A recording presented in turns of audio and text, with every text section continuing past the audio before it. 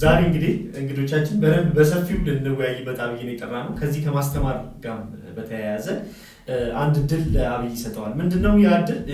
የሰዎችን መክሊት ወይም ደግሞ ሰዎች ስለ መክሊት ማናት ስለምትባል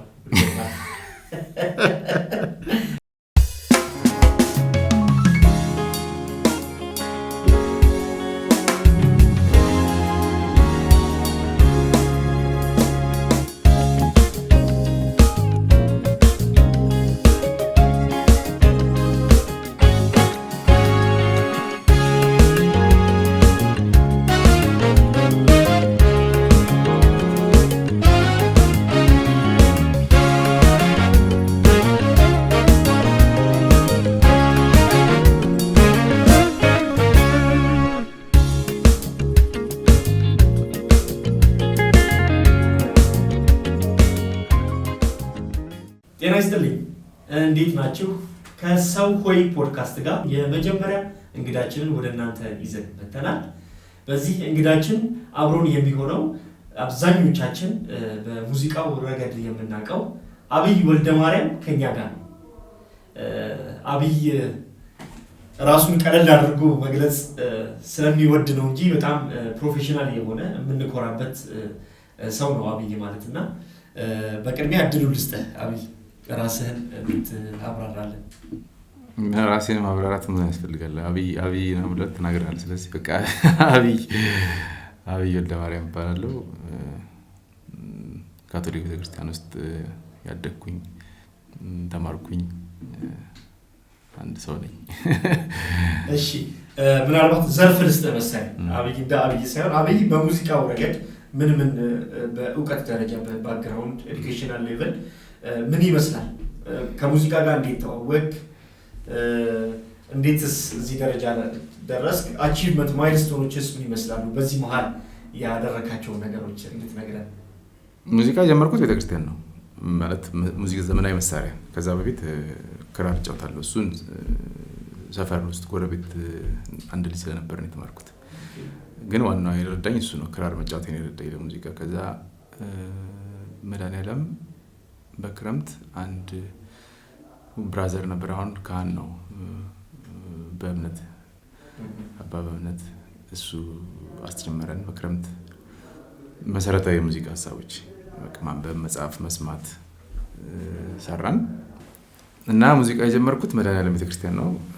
ብራዘር በእምነት የተወሰነ ልጆች ሰብስበው በክረምት አስተማረን። መግቢያ በጣም አስፈላጊ ትምህርት፣ በቃ አሁን ክራሽ ኮርስ ነው የሚባለው አይነት ትምህርት ማለት ነው። ኮሌጅ ሙዚቃ ኮሌጅ ከመግባት በፊት የምትማረው የሁለት ወር ነው ትምህርት አለ። እሱን በቃ ባጭሩ አስተማረን።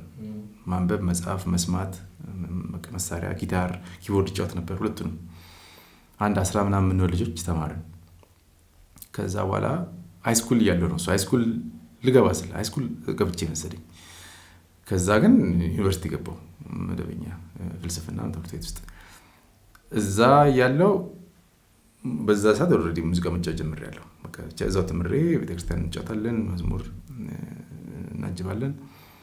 ከዛ ዩኒቨርሲቲም ስገባ ዩኒቨርሲቲ ባንድ ውስጥ እጫወት ነበር እዛ ካሉ ጓደኞቼ ጋር። ከዛ ከዩኒቨርሲቲ በኋላ ነው ሙዚቃ ትምህርት ቤት የገባሁት። ስለዚህ መሰረታዊ የሆነውን የኤዱኬሽናል ዩኒቨርሲቲ ጨርሰህ ነው ሁለተኛ ዙር ሙዚቃ ማለት ጀመርከው? የጀመርኩ እንጂ መጫወትና መሰረታዊ ትምህርት ነበረኝ። አስቀድመህ ከትምህርት ቤት ትጫወት ነበር? አዎ እጫወታለሁ። ደግሞ መግቢያ ትምህርትም ነበረን። ማንበብ፣ መጽሐፍ፣ መስማት የሚባለው ነገር ቤተክርስቲያን ውስጥ ተምረን ነበር። ስለዚህ ይሄን ባጭሩ ይመስላል የሙዚቃው አጀማመር። ማይልስቶኖችን አሁንም በድጋሚ እጠይቃለሁ። አብይ ለየት የሚያደርግ ባህሪ አቺቭመንቶችን መግለጽ አትፈልግም፣ እንደ ሀምብልነት ነው፣ ይሄን አውቃለሁ። ነገር ግን በጣም አስፈላጊ የሆኑ ናቸው፣ መገለጽ ያለባቸው ናቸው። በተለይ ጃዝ አምባ ሲመሰረት ትልቅ አስተዋጽኦ ካለ ከመስራቾቹ መካከል አንዱ ነህ። ካንተም አልፎ በማስተማር ረገድም በሴሚናሪ ብዙ ተማሪዎችን እንዳፈራ እንደ አይከን አንተን እንደሚመለከቱ ከልዩ ተሰጥኦ በተጨማሪ ማለት ነው። ይሄንን እናውቃለን እና ትንሽ ምን ይመስላል? ይሄንን ትንሽ ብታብራራለን። የማስተማሩ ስራ በጣም ጥሩ ጊዜ ነው ለኔ። ማስተማር በጣም ወዳለሁም ደግሞ በጣም ረድቶኛል ለኔ። ማስተማር ትልቅ ጥቅም ያለው ነገር ነው። ከብዙ ሰው ጋር የምትገናኘው ያው መማርም ማስተማርም አንድ አይነት ነገሮች ናቸው። አንድ ቦታ ላይ የሚገኙ ነገሮች ናቸው። ያው ስታስተምርም የተማርክም ነው፣ ተማሪም ነህ አስተማሪም ነህ እንጂ የበላይና የበታችነት የሚለው ነገር አይኖርም ብዙ ጊዜ። ምክንያቱም አንተ ያስተማርከው ተማሪ ከአንተ ጋር አብሮ ነው የሚሰራው ሲወጣ፣ እኔም ደግሞ ከኔ አስተማሪዎች ጋር አብሬ የምሰራው አሁን። ስለዚህ አንድ ዙር ያለው ነገር ነው የማስተማርና የመማር ጉዳይ እና ለማንኛውም ሙያ ይመስለኛል የማስተማር ስራ በጣም ይረዳል። ሙያን ለማሳደግም ይረዳል። ከብዙ ሰዎች ጋር ትገናኛለህ። ብዙ አይነት እይታ ካላቸው ሰዎች ጋር በተለይ እኔ ካስተማርኳቸው ተማሪዎች ነው ብዙ ነገር የተማርኩት። ለምን ስለ ብዙ አርዕስቶች የተለየ እይታ አላቸው። ከተለየ ባህል ላይ የመጡት ወይም የተለየ ልምድ አላቸው። ከተለያየ አኗኗር የመጡ ልጆች ስለነበሩ ከነሱ ጋር ባሳለፍኩት ጊዜ ብዙ ነገር ተምሬያለሁ እና ራሴንም እንዳሳድግ ረድቶኛል።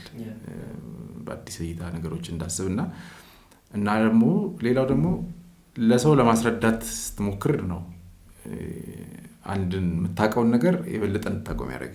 በአዲስ መንገድ እንዴት አቅልዬ ላስረዳ ስትል ቆይ ነገር ግልጽ አይደለም አይደል? አሁን ደግሞ ሌላ መንገድ ልሞክር፣ ወይም ደግሞ ለአንዱ ሰው የሚገባው ለሌላ ሰው አይመቸውም። ስለዚህ ለሱም ደግሞ ሌላ መንገድ ማሰብ አለብህ። ያ አንድን ነገር በብዙ መንገድ የማስተላለፍን ጥበብ እንድትመረምር ያደርጋል። የማስተማር አንደኛው ጥሩ ነገር እሱ ይመስለኛል። መልቲ ዳይሜንሽናል ያደርጋል ነገሮችን ታይበትን እይታ። እና ደግሞ በቃ አንድ ቁም ነገር እየሰራው ነው የሚል ስሜትም ይፈጥራል ማስተማር። ምክንያቱም አንተ ክላስ የነበሩ ልጆች ወጥተው ብዙ ትልቅ ነገር ሲሰሩ ስታይ ደስታ ይፈጥራል። ጃዛምባም የነበረው ጃዛምባ ሲቆረቆር እኔ አስተማሪ ብቻ ነበርኩኝ። ከዛ በኋላ ነው እኔ ተጋባዥ መስራች ነኝ እንጂ ቆርቋሪ አይደለሁም። ግን ሲጀምር ጀምሮ ነበርኩኝ። ትምህርት ቤቱ ሲከፈት ጀምሮ ማስተማር ጀምሬያለሁ ከመጀመሪያው እና ጃዛምባም አንደኛው ሌላው ትልቅ ቦታ ነው። ጥሩ ጥረት ያደረገ በጣም ብዙ ልጆችን ያፈራ መስራቾቹም ደግሞ ሄኖክና በጋዝ ብዙ የለፉበት ነው። በጣም ብዙ የደከሙበት ትምህርት ቤት ነው። እሱም ሊመሰገን የሚገባው አንድ ተቋም ነው። በጣም ጥሩ።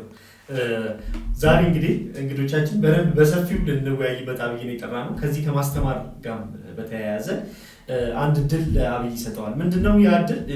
የሰዎችን መክሊት ወይም ደግሞ ሰዎች ስለ መክሊት ማናት ስለምትባል መክሊት ያቺ የምናውቃት መጽሐፍ ቅዱስ ላይ የተጻፈችው መክሊት ማናት? እንዴት ነው ከዛች ነገር ጋር መገናኘት የምንችለው የሚለውን ሀሳብ ነው በይበልጥ እንድናብራራው እንድንጫወትበት የሚፈለጉት ማለት ነው። ለምንድን ነው ይሄን ወደ አንተ ያቀረብኩት? ከሁለት ነገር አንፃር። አንደኛ መክሊትን ፈልግ ያገኘ ሰው ነህ፣ አስረግጬ መናገር እችላለሁኝ። ምክንያቱም መክሊት የመክሊት ዋነኛው ቁም ነገሩ ምንድነው? በዛ በተሰጠህ በምትችለው ወይም ደግሞ ኖርማሊ ተምረህ ያገኘው ሊሆን ይችላል። በዛ ነገር እግዚአብሔርን መልሶ ማገልገል የሚችል ከሆነ ያ መክሊት ልንለው እንችላለን። ስልክ መንካት ይቻላል በደንብ በሚገባ። አይ መጽሐፍ ቅዱስ ያለውንም ማየት ፈልጌ ነው። በጣም ጥሩ። ሁለተኛውና ተጨማሪው ሀሳብ ደግሞ ሌሎች አንተን እንደ አርአያ የሚመለከቱ በጣም ብዙ ሰዎች አውቃለሁ፣ እኔንም ጨምሮ ማለት ነው። ከምታስተምራቸው ተማሪዎችም ጭምር እነዚህ የምታስተምራቸው ተማሪዎች አንዳንድ ሰው ጀስት ሙዱ ስለገጠመ ደስ ስላለው ብቻ ኦር ደግሞ ቤተሰቡ መክፈል ስለሚችል ጥሩ ገንዘብ ስላለው ሙዚቃ ስለሚወድ አብቶ ሊያስተምረው ይችላል። ግን እናንተ ጥሩ የሰላ ጆሮ ስላላችሁ ጥሩ እይታ ስላላችሁ ይሄ ነገር ወደዛ መክሊቱ ይመራሃል ወይ ደግሞ በመልካም በቀና እንደ ወዳጅም እንደ ጓደኛም በእድሜ ያነስ ያሉትንም እንደ አባት ሆነ የምትመክራቸውም አሉ ማለት ነው። ሙዚቃ ለአንተ ምናልባት ላይሆን ይችላል። እነዚህ ነገሮች ለማየት ሞከራ የምትልበት አጋጣሚ አለ። ይህንን አስመልክተህ መክሊት እንዴት ትገልጸዋለህ? አሁን መጽሐፍ ቅዱስ ላይ አሁን ማቴዎስ ወንጌል ያለው የመክሊት አስተሳሰብ አለ። ለምሳሌ መክሊት የተሰጠው መክሊቱን የቀበረው የሚለው እይታ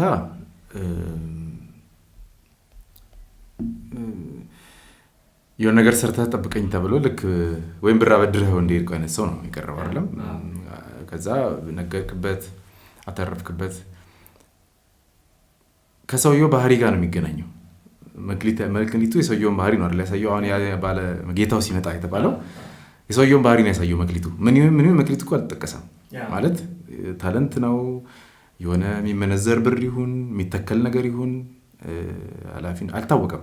ብቻ የሆነ ነገር ተሰጠው።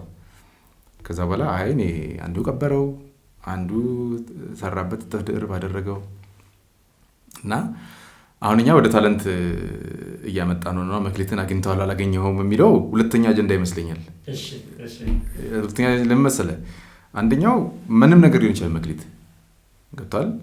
ሱቅ ከፍተህ ማትረፍ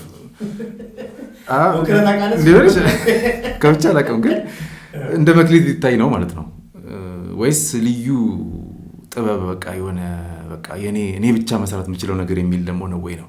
መጀመሪያ የመለየት አለበት። ምክንያቱም አሁን ማቴዎስ ወንጌል ያለው መክሊት እንደ ልዩ ተሰጥኦ አይደለም የቀረበው አይደለም። በቃ ጌታው አደራ የሰጠው ልዩ ተሰጥኦ ነው። በግልጽ አልተቀመጠም ወይ እኔ አርዳድ ሊሆን ይችላል። ብቻ የሆነ ነገር ተሰጣቸው። አንደኛው በሆነ መንገድ አየው፣ አንደኛው አንድ አይነት ነገር ነው ግን ሀሳቡ የሆነ ኃላፊነት አንድ አይነት ነገር ተሰጣቸው። ስለዚህ ይሄኛው ትርጓሜው ላይ ለመሰብሰብ ብዬ ነው መስማማት አለብን ነው የትኛውን ነው። በጣም ጥሩ። እኔ አሁን አንተን በእርግጠኝነት አሁንም መክሊትን አግኝተሃል ብዬ መናገር እችላለሁ በድፍረት። ለምን በላይ እነዛን ማቴዎስ ወንጌል ላይ የተገለጹትን ሶስቱን ሰዎች ስናይ ቅድም እንዳልከው ምንነቱ ያልታወቀ አንድ ነገር ተሰጥቷቸዋል። ያ ነገር ሲመለሱ ፍሬ ፈርቶ ወይም ደግሞ ለባለቤቱ ለሰጣቸው ባለቤት ፍሬ ፈርቶ ያስቀምጣል፣ ያተረፈበት ማለት ነው። ፍሬ ሳያፈራበት ደግሞ ቀብሮ ያስቀምጣል። እንደውም ምንድን ነው የሚለው? ቀብረ ከምታስቀምጠው እኮ እንዲወልድልኝ አድርገህ ሊወልድ የሚችልበት ቦታ ልታደርገው ትችል ነበር ብሎ ነግሮታል። ስለዚህ የመክሊት ዋነኛው ቁም ነገሩ ምንድን ነው ማለት ነው? ያንን የተሰጠህን ነገር አፍነህ ደፍነህ አንድ ብርጭቆ ውሃም ይሁን የተሰጠህ ምንም ይሁን የተሰጠህን ነገር አፍነህ ደፍነህ ማስቀመጥ ሳይሆን ነገር ግን ሊተካ የሚችል አድርገህ ማምጣት መቻል አለብህ ማለት ነው። ለዛ ነው አብይ ሙሉ ለሙሉ መክሊትን አግኝቷል ብዬ የምናገረው። ሆይ ካንተ በዘለለ አንተ አግኝተኸዋል። በአባ አብነት በኩልም ይሁን እንዲሁም በራስህ ጥረት ሊሆን ይችላል አግኝተኸው። ስታገኘው ግን ተደፍኖ አልተቀመጠም። አንተ እንደውም ምን ሆኗል? አሁን ዛሬ አንተን በምሳሌነት አስቀምጠን እንድንነጋገር ሆኗል ማለት ነው። ስለዚህ መክሊትን አግኝተዋል እንዳትከራከረኝ። አልከራከረም። ስለዚህ መክሊት ነው እንድናወራ የፈለኩት ማለት ነው። አብዛኞቹ ወጣቶች በተለይ በእኛ ጀነሬሽን ላይ ያሉ እንኳን ትንሽ 30ዎቹ ላይ ገብቻለሁ ትንሽ 20 ጀነሬሽን ላይ ያሉት ቲኔጅ የሚባሉት ልጆች የመደበላለቅ ነገር አለ። ጊዜው የሚያመጣልህን የሚያምር ነጸብራቅ ነገር መከተልና ውስጥህ ግን የሚችለው አንዳንድ ነገር አለ። እነዛን ነገር ላይ መጎልበት ማለት ነው። ስለዚህ ከዛ አንጻር እንዴት ታየዋለህ? ይሄ ጥሩ ነጥብ ነው። እንደውም አንድ የሆነ ቪዲዮ ያየው ነበር። ይሄ ቴድኤክስ ላይ በጣም ጠቃሚ ነገሮች አሉ ብዙ ጊዜ እዛ ላይ የሚያቀርቡ ሰዎች። አንድ ሴት ያቀረበችው ነገር ነበር የፓሽን ጉዳይ። ነጥቡ ምንድነው? እሱ ጠቃሚ ነጥብ ይመስለኛል። መከራከሪያም ሊሆን ይችላል። ሀሳቡ ምንድነው? ፓሽን አይደለም እኔ ፓሽን ያለው ነገር አልሰራም የሚል አመለካከት አለ አይደል? ፓሽን ነው ስኬትን የሚያመጣው ወይስ ስኬታማ የሆንክበት ነገር ነው ፓሽንን የሚያመጣው የሚል ነገር ነው ሀሳቡ። ገብቷል? ጉብዝናህን መጀመሪያ ማየት አለብህ። አንድ ነገር እችለዋለሁ አልችለውም የሚለው ሞክረህ አይተህ በዛ ነገር የሆነ ውጤት ማስመዝገብ ነው ፓሽን የሚያመጣው ነው የእሱ ሀሳብ። ፓሽኑን ያመጣል። ኦኬ ይሄ ነገር ለካ ብዙ ሰው እየጠቀመ ነው፣ እኔ ከሰራሁት ነገር ሰዎች እየተጠቀሙ ነው፣ ስለዚህ ያ ነገር ፓሽን ያመጣል እንጂ ፓሽኔ ነው አይደለም ግሳት ጀምረው ወደዋለሁ ወይ በዚህ መስመር ነው የኔ ህይወት የሚሄደው ብለህ ከሩቅ ሆነክ እንዲህ የምትፈላሰፈው ነገር ግን አያስኬድም ነው። እሱን ስትመራመር እድሜ ያልፋል ነው፣ ጊዜ ያልፋል። መስራት የምትችለው ነገር ሳትሰራ እግር ስር ያለውን ነገር ሳትሰራው ወይም የናካው ነገር አይ እንኳን እኔ ብዙም አይደለም ስትገባበት ግን በሌላ ነገር ምን ማለት ነው? ጥሪ ልትለው ትችላለህ ወይም ደግሞ ተሰጥኦ ልትለው ትችላለህ ወይ ችሎታ አቅምህ የሚታወቀው ስትሞክር ነው። እኔ በጣም ያስማማኛል ነገር ያልሞከርከው ነገር ይሳካል አይታወቅም። አለመሳካቱም እኮ አንደኛው ሂደት ነው። ግዴታ የነካው ነገር ሁሉ መሳካት ላይኖርበት ይችላል።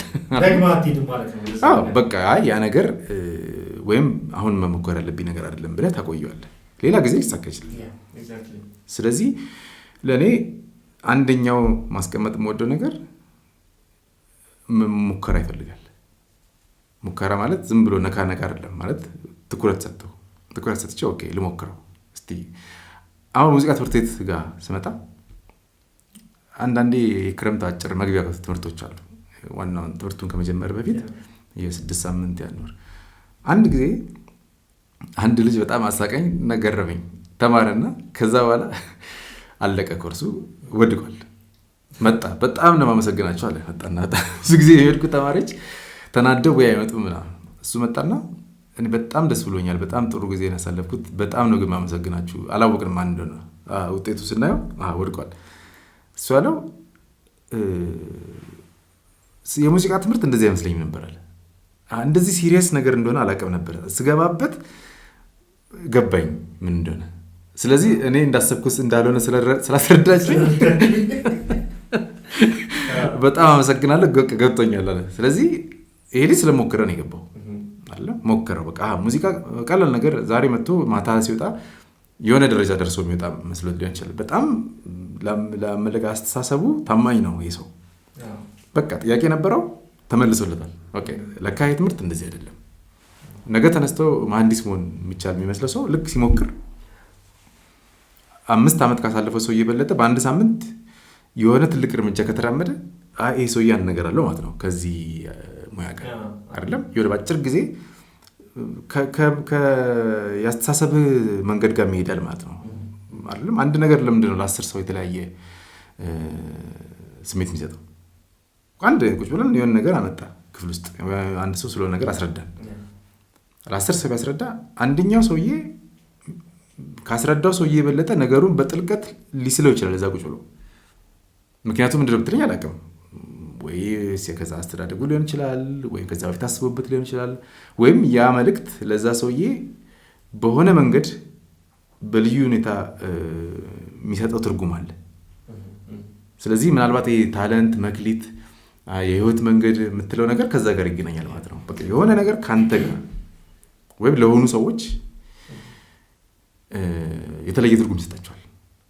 ወይም በቀላሉ ሰክሰስፉል መሆን ይችላሉ ሳይታገሉ። ብዙ ጊዜ በጣም ከባድ ትግል ሳያደርጉ ሳይተጉ ማለት አይደለም፣ ግን ይሰራሉ። ጊዜ ማጥፋት አይቀርም፣ ግን በልዩ ሁኔታ ውጤታማ ልትሆን ትችላለህ ማለት ነው በዛ መንገድ ከሌላ ሰው። ለምን? ምክንያቱም ሁሉም ዶክተር ለምን ጎበዝ ዶክተር ነው? ለምንድን ነው በጣም ልዩ ዶክተሮች ትንሽ የሆኑት? ሁሉም መሐንዲስ የላቀ አይደለም። የላቀ የሚባለው ነገር እኮ ጥቂት ነው አይደለም። ትምህርት ቤት ውስጥ ሁላችንም ስንመረቅ ሁላችንም የላቀን ሊሆን ይችላል፣ ግን በተለያየ መንገድ የላቀ ነው ሁሉም ሰው። ሁለተኛው ነጥብ ደግሞ ይሄ ነው። አሁን በተለያየ አርስቱ ይለያይ እንጂ ሁሉም ሰው ልቀት አለው። ያችን የሚልቅባትን ፖይንት የማግኘት ጉዳይ ነው።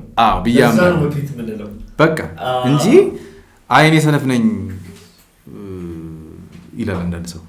እንዴ ታዲያ በሆነ ነገር ጎበዝ ሊሆን ፈልጎ ነው እንዴ? አንድ ሰው በሆነ ነገር ጎበዝ ነው እኮ አትጎብዝ፣ በሆነ ነገር ምን ችግር አለ? በሌላ ነገር ደግሞ ጎበዝ ነው።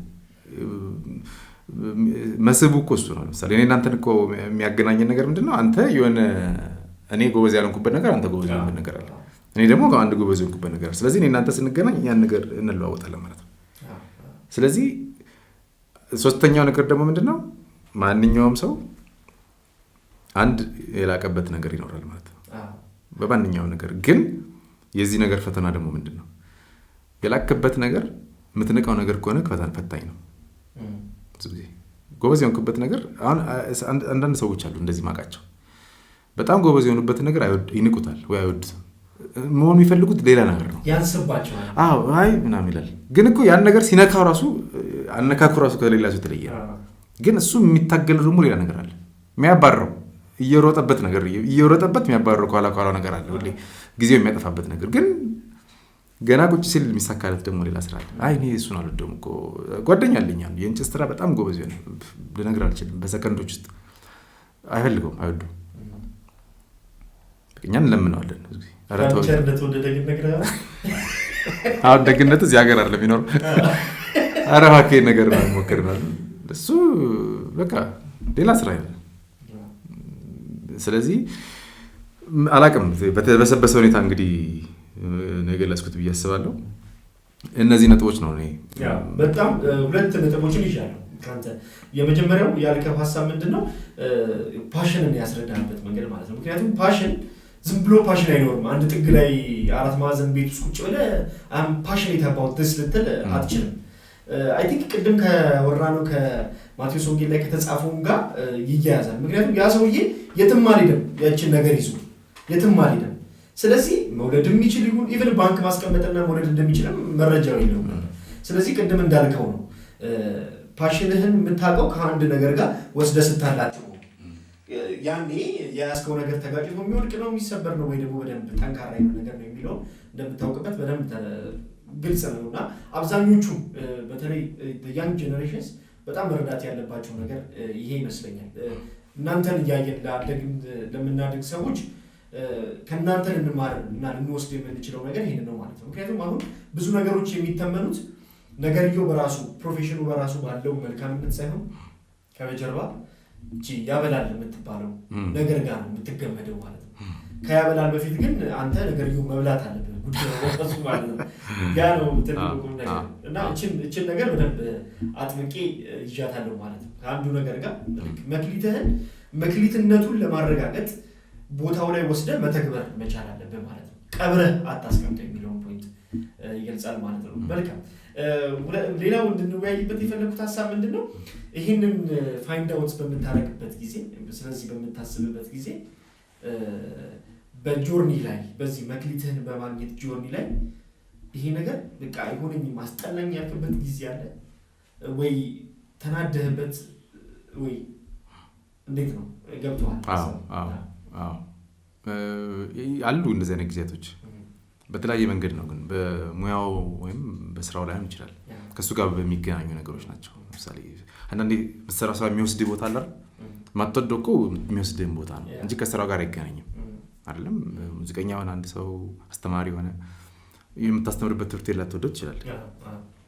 ሙዚቃ ስትጫወት ደግሞ የምትጫወትበት ቦታ ላትወደው ይችላል ወይ እዚህ ቦታ መሄድ አልፈልግም ልትል ትችላለህ እንጂ ሙዚቃው አይመስለኝም ሙያው አይመስለኝም በቀላሉ። ስለዚህ እሱ ደግሞ የሚሰጠው ሌላ የቤት ስራ ምንድነው በዛ ሙያ ደግሞ ምክንያቱም ሙዚቀኛ ብዙ ሰው አለ። ሙዚቀኛ ዘርፉ ራሱ ብዙ ንዑስ ዘርፎች አሉ። ሙዚቃ ስትሆን ማስተማሪ አለ፣ የስቱዲዮ ሰው ልትሆን ትችላለህ፣ ተመራማሪ ልትሆን ትችላለህ፣ መሳሪያ ተጫዋች ልትሆን ትችላለህ፣ የመድረክ ሰው አላር ልትሆን ትችላለህ።